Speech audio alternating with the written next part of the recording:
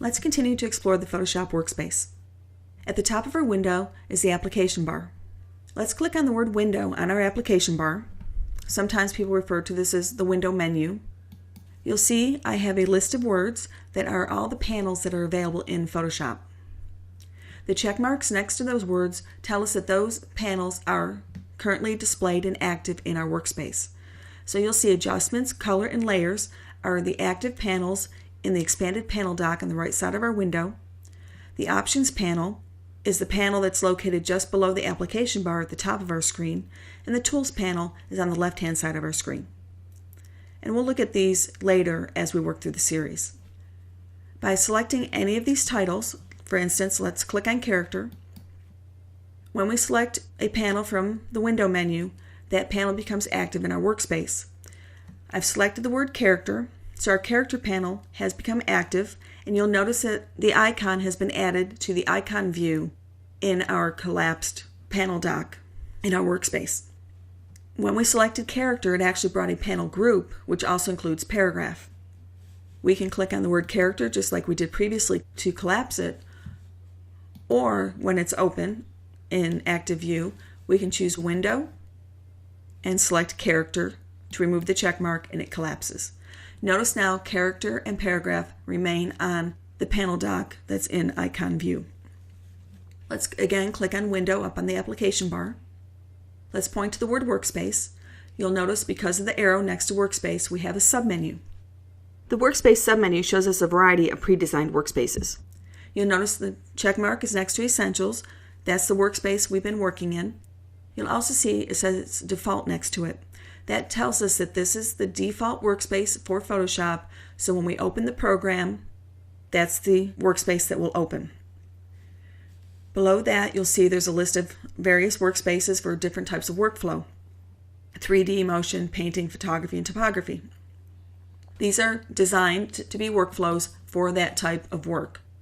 You'll notice that when we select the 3D workspace, the panels changed, bringing active panels that would be used in the 3D environment.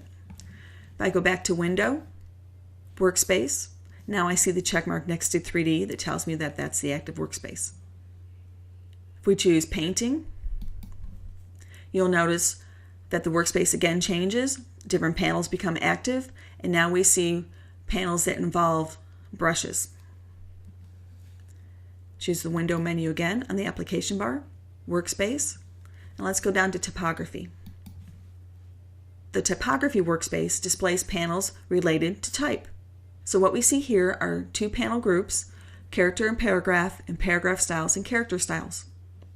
Now as I begin to work with this workspace, I may find that I don't like those panel groupings. You can change any workspace and design it any way you want and create a custom workspace. So let's do that. I want to combine Character and character styles as one panel group, and then Paragraph and Paragraph styles as a second panel group. So by clicking on the tab for Character, where the title is, if I click and drag the tab, I can bring out that panel. It now becomes a floating panel, which I can place anywhere on my screen. If you're working with dual monitors, you can actually drag these to a separate screen and give yourself more real estate for your document. You'll notice, just like it did in my panel group or in my dock, I have the double arrows at the top, which allow me to collapse it to icons. By clicking on the icon, I can then see my panel. Clicking it again, I collapse my panel. So I can make a little floating dock of just an icon. Clicking on my arrow again, now I click back to expand panels, and I'm back to the expanded view of my character panel. By double clicking on the word Character, I can collapse my panel, so I just see my title of my tab. Clicking it again will expand it. So I can click and drag this and place this anywhere on the screen I would want to. Now I said I wanted to group Character and character styles together. So what I'm going to do is I'm going to grab the Character Styles tab, I'm going to drag it out next to Character. When I bring it next to the tab in the Character panel, you'll notice that I get what's called a drop zone. A drop zone is the blue rectangle. When I release, Character Styles now becomes part of a panel group with Character. And just like before, I can treat it just like any other panel group. Let's bring Paragraph down to Paragraph Styles. By clicking and dragging, I see my drop zone and I release, and now I've got a panel group. Now I want to bring the character panel group to the right-hand side and be a part of that expanded dock. But I don't want them to be within the panel group with paragraph. I want it to be its own panel group. So when I click and I drag, I'm going to grab the gray bar at the top of my panel group. When I drag that and bring it over, you'll see here's my drop zone.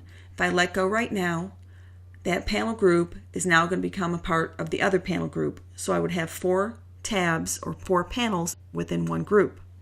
But I don't want it within that group. I want it to be its own group. So I'm going to move my mouse slightly up, and now you'll see a blue line rather than the rectangle. This tells me that when I release, my panel group is now going to be its own grouping, and it's going to be placed above the paragraph group. And just like before, this is treated just like the panel dock I had previously. I can collapse it, I can expand it, I can click on the various panels. If I decide I do like this setup better than the one that Photoshop had for me, I can save this. If you'll notice on the right-hand side here, just above my panel dock, you'll see the word typography.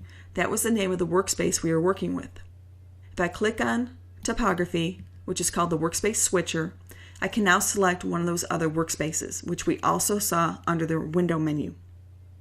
By selecting new workspace, I could save this workspace to use later, and it would be added to my list. And it would always be available when I opened up Photoshop. I'm going to cancel that because I don't want to save this. Again, let's click on the workspace switcher. You'll also notice near where it says new workspace, I have the choice to reset my workspace.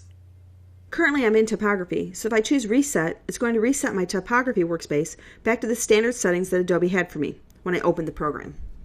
So you'll see character and paragraph are back together again, and the styles for paragraph and character are back together.